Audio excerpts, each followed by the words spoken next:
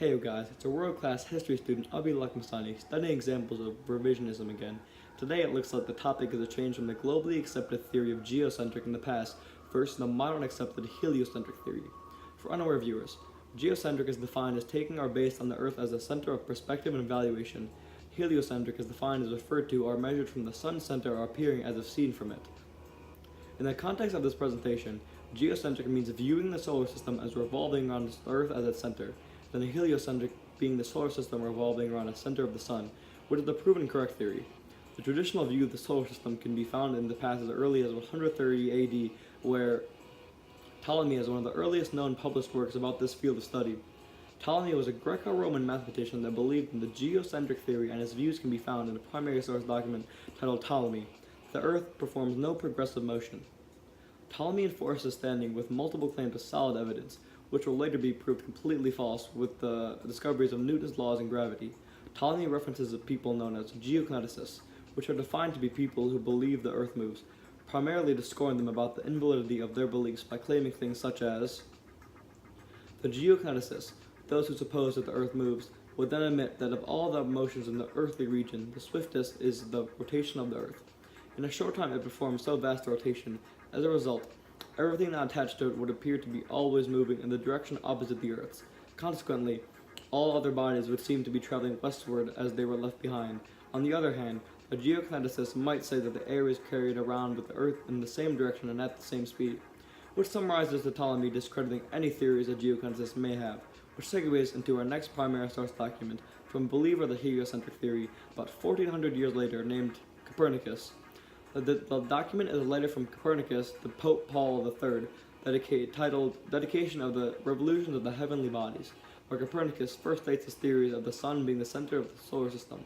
The tone of the letter is set by Copernicus' introduction of, "I can easily conceive, most holy Father, that as soon as some people learn that in this book which I have written concerning the revolutions of the heavenly bodies, I ascribe certain motions to the earth, they will cry out at once that I and my theory should be rejected." The reference, "some people," can be assumed to be the Church and its followers, which is learned later in the letter. The purpose of the letter is to sway the Pope in helping the public accept the heliocentric theory, as the biggest opposition was not the opposing scientists, but the powerful Church standing behind them.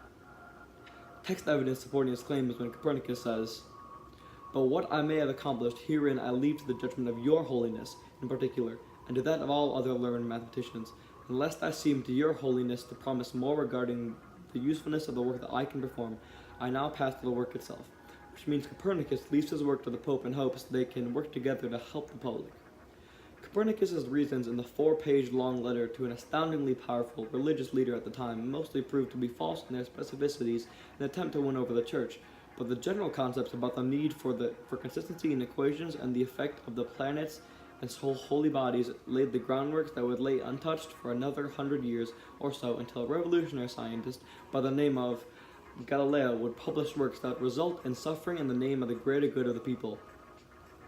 Galileo was an astronomer that first started out as a student of medicine before discovering his talent for mathematics and eventually planetary motion. Galileo was the creator of one of the first telescopes, which allowed him to conduct studies of Jupiter, Venus, Saturn, and perhaps the most important study of the Earth itself. Galileo's studies of the Earth and the motion of other planetary objects further solidified his belief in the heliocentric theory built upon Copernicus' theories many years before. After publishing his studies and theories about the Sun being the center of the solar system, he was called before the Church under accusations of being a heretic, a person who opposed the Church's teachings, since the widely viewed and Church-supported perspective was the geocentric theory. Galileo was cleared of all charges for the first time he was accused and was told to not publish any more of his studies.